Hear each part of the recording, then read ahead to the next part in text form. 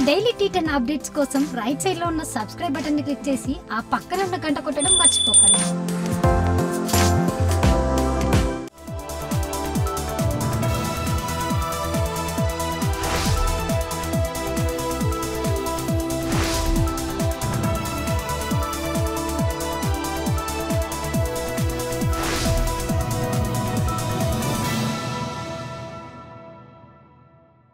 టీ10 news కి స్వాగతం. నేను మీ సాయిశ్రీ. ముందుగా headlines. Trend sector BLF general స్థానాల్లో ఎస్సీ ఎస్టీ బీసీలు.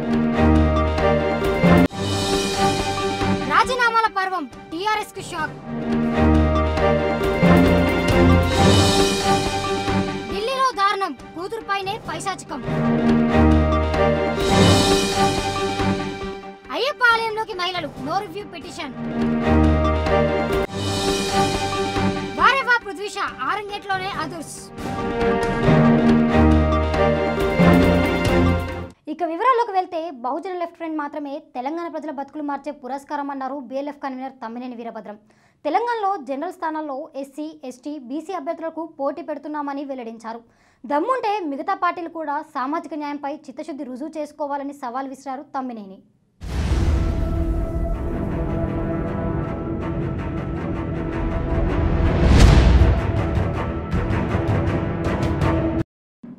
అంటే ఈ మహాకూటమి విధానాల కూటమా, అవకాశవాద కూటమా, నీకు సీటు దొరక్క ఏర్పడ్డటువంటి కూటమా, లేక ప్రజల బతుకు బాగు చేయాలనే ఉద్దేశంతో ఉన్న కూటమా?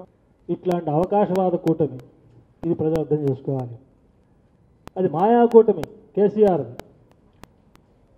పైకి నేను ఒక్కళ్ళనే పోటీ చేస్తా అంటాడు, కానీ వాస్తవంగా ఆయనకి లోపాయికారిగా ఓల్డ్ సిటీకి వెళ్తే ఎంఐఎంతో పొత్తు, ఢిల్లీకి పోతే బీజేపీతో పొత్తు, పైకి మాత్రం ఒంటరిగా ఉన్నా అంటాడు, లోపలికి పోతే ఈ పొత్తులు. అందుకే అది మాయా కూటమి.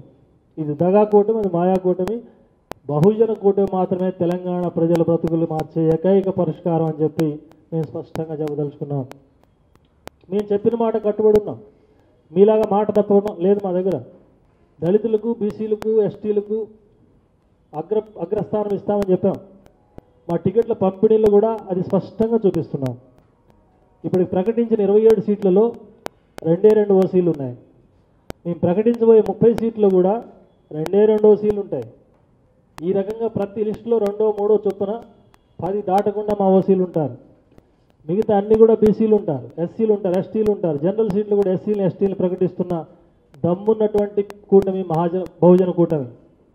కాబట్టి ఈ రోజున కాంగ్రెస్కు, టీఆర్ఎస్కు, బీజేపీకి సవాల్ చేసి అడుగుతున్నాం మేము.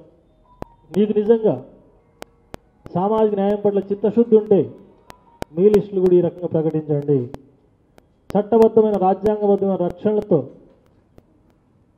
బహుజనులకు రాజ్యాధికారం ఇచ్చేదానికోసం ప్రయత్నం చేయండి. టీఆర్ఎస్ కు షాక్ ఇచ్చారు నాయకులు. తాజా మాజీ ఎమ్మెల్యేలు గ్రామంలో పెద్ద ఎత్తున రాజీనామాలు చేశారు స్థానిక పార్టీ నాయకులు, క్యాడర్.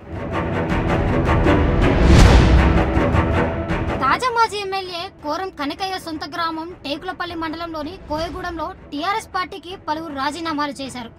కోయగూడెం గ్రామంలో టీఆర్ఎస్ నాయకులు మంగళవారం ఏర్పాటు చేసిన విలేకరుల సమావేశంలో పార్టీకి రాజీనామా చేస్తున్నట్లు ప్రకటించారు. కోరం కనకయ్య అనుచరుడు, టీఆర్ఎస్ పార్టీ మండల నాయకుడు, బేతంపూడి సొసైటీ మాజీ అధ్యక్షుడు, కోయగూడెం గ్రామానికి చెందిన దళపతి శ్రీనివాసరాజు, ఉద్యమ నాయకుడు చిప్ప రాంప్రసాద్, జాల రవి, రాళ్లపాడుకు చెందిన పాయం ముత్తయ్య, మాజీ జెడ్పీటీసీ సభ్యుడు పూనం వీరభద్రం, కోయగూడెం మాజీ సర్పంచ్ పూనం లక్ష్మీనారాయణ పార్టీకి రాజీనామా చేసినట్టు ప్రకటించారు. నాయకులు ఒంటెత్తు పోకడలో నచ్చక రాజీనామాలు చేసినట్టు పేర్కొన్నారు. ఢిల్లీలో దారుణం చోటు చేసుకుంది. కుమార్తెను రేప్ చేశాడని, ఆమెను దెబ్బలు కొట్టాడనే ఆరోపణలపై మంగోల్పూర్లో నివసించే ఓ వ్యక్తిపై పోక్సో చట్టం కింద కేసు నమోదు చేశారు ఢిల్లీ పోలీసులు.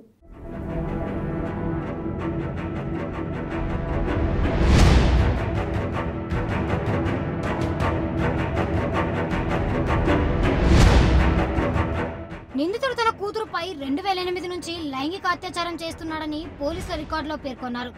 తండ్రి తనకు మొబైల్లో బ్లూ ఫిల్మ్లు చూపించి అత్యాచారం జరిపేవాడని, ఆయన వల్ల తాను 2011లో 2013లో గర్భవతి అయ్యానని బాధితురాలు పోలీసులకు తెలిపింది. ఒకసారి మందు తాగి గర్భస్రావం చేశాడని, మరోసారి కడుపుపై తన్ని గర్భస్రావం అయ్యేలా తన తండ్రి చేశాడని ఆమె తెలిపింది. మొదట తనకు తండ్రి చేసే ఆకృత్యం అర్థం కాలేదని, కానీ జ్ఞానం వచ్చాక ఆయనను వ్యతిరేకించడం మొదలు పెట్టానని బాధితురాలు తెలిపింది. కానీ తండ్రి తన వ్యతిరేకతను ఖరారు చేయలేదని తల్లి అడ్డం చెప్పడంతో ఇంట్లో గొడవలు జరిగాయని ఆమె తెలిపింది. తన మాట వినకుంటే కూతురు జనంగాలలో కత్తి లేదా పగిలిన మద్యం సీసా పెడతానని తండ్రి బెదిరించేవాడని, తండ్రి బెదిరింపులతో తల్లి కూడా నోరు మూసుకునేదని ఆమె తెలిపింది. ఇంట్లో గొడవలు కాకూడదనే అభిప్రాయంతో తండ్రి చేసే ఆకృత్యాల గురించి తల్లికి చెప్పడం మానేశానని బాధితురాలు తెలిపింది. తాను గట్టిగా వ్యతిరేకించినప్పుడు తండ్రి కొన్ని రోజుల పాటు దూరంగా ఉండేవాడని, ఆ తర్వాత మళ్లీ అత్యాచారాలకు పాల్పడేవాడని బాధితురాలు పేర్కొంది. తన స్నేహితులతో గడపమని తండ్రి తనపై ఒత్తిడి తెచ్చేవాడని ఆమె తెలిపింది. తండ్రి ఆకృత్యాలను భరించలేక ఒకసారి ఆత్మహత్యకు కూడా ప్రయత్నించానని, కానీ తల్లి తన ప్రాణాలు కాపాడిందని ఆమె తెలిపింది. చివరకు బాధితురాలు తన ఫేస్బుక్ ఫ్రెండ్ సహాయాన్ని కోరింది. 2015లో ఆమె ఫేస్బుక్ ఫ్రెండ్కు తన గోడు వెల్లడించిందని పోలీసులు పేర్కొన్నారు. తన తండ్రి నుంచి తనకు విముక్తి లభించకపోతే ఆత్మహత్య చేసుకుంటానని కూడా ఆమె తన ఫ్రెండ్కు జూలై 25న తెలిపింది.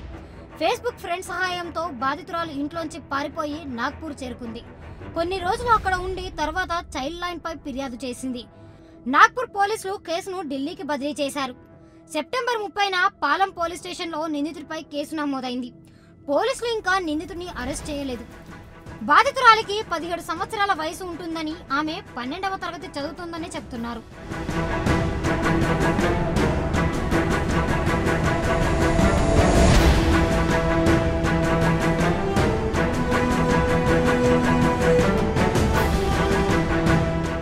శబరిమల అయ్యప్ప ఆలయంలోకి మహిళల ప్రవేశాన్ని అనుమతిస్తూ సుప్రీంకోర్టు ఇచ్చిన తీర్పుపై రివ్యూ పిటిషన్ వేయబోమని స్పష్టం చేసింది కేరళ ప్రభుత్వం.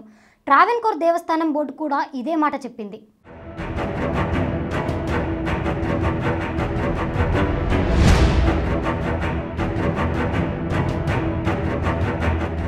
ముఖ్యమంత్రి పినరాయి విజయన్ బుధవారం విలేకరులతో మాట్లాడుతూ రాబోయే సీజన్లో శబరిమలలో మహిళల భక్తులకు అవసరమైన ఏర్పాట్లన్నీ చేస్తామని స్పష్టం చేశారు. సుప్రీం తీర్పు నేపథ్యంలో శబరిమలకు అధిక సంఖ్యలో మహిళలు వస్తారని తాము భావించడం లేదన్న టీడీపీ అధ్యక్షుడు ఏ పద్మకుమార్ వ్యాఖ్యలను సీఎం పరిగణలోకి తీసుకోలేదు. తీర్పును వ్యతిరేకిస్తూ కేరళలో మంగళవారం వేల మంది అయ్యప్ప భక్తులు, మహిళలు చేపట్టిన నిరసనలపై విజయ్ స్పందిస్తూ అయ్యప్ప ఆలయానికి వెళ్లి పూజలు చేయాలనుకునే మహిళలకు ఆపే హక్కు ఏ ఒక్కరికి లేదని చెప్పారు. సుప్రీం తీర్పును ప్రజలు అంగీకరించాల్సిందేనని, ప్రభుత్వం ఉన్నది ఆ తీర్పును అమలు చేసేందుకు అన్నారు. మరోవైపు టీడీపీ అధ్యక్షుడు ఏ పద్మకుమార్ కూడా 5 సభ్యుల సుప్రీం ధర్మాసనం ఇచ్చిన తీర్పును జాగ్రత్తగా పరిశీలించిన అనంతరం రివ్యూ పిటిషన్ వేయరాదని నిర్ణయించినట్లు చెప్పారు.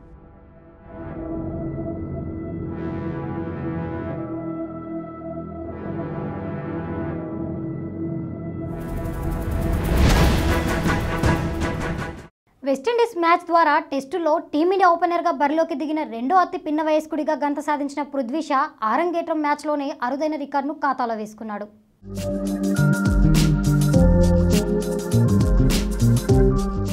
55 బంతుల్లో 7 4ల సాయంతో హాఫ్ సెంచరీ సాధించాడు.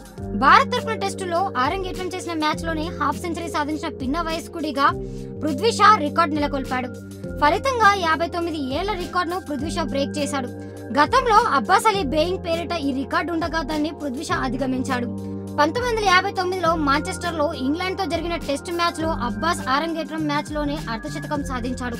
దాంతో ఆరంగేట్రం మ్యాచ్లో హాఫ్ సెంచరీ సాధించిన పిన్న వయస్కుడిగా రికార్డును నెలకొల్పాడు. ఇప్పుడు దాన్ని పృథ్వీ షా బద్దలు కొట్టాడు. పృథ్వీ షా 18 ఏళ్ల 329 రోజుల వయస్సులోనే ఈ ఘనత సాధించడం విశేషం. ఇక పిన్న వయసులో తొలి టెస్ట్ హాఫ్ సెంచరీ చేసిన భారత ఆటగాళ్ల జాబితాలో పృథ్వీ షా 3వ స్థానంలో ఉన్నాడు.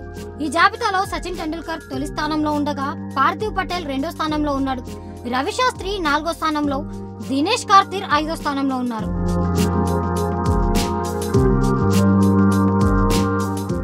ఇది ఇవాల్టి T10 న్యూస్. మరిన్ని అప్డేట్స్ కోసం చూస్తూనే ఉండండి T10. మన డైలీ T10 అప్డేట్స్ కోసం రైట్ సైడ్ లో ఉన్న సబ్స్క్రైబ్ బటన్ ని క్లిక్ చేసి ఆ పక్కన ఉన్న గంట కొట్టడం మర్చిపోకండి.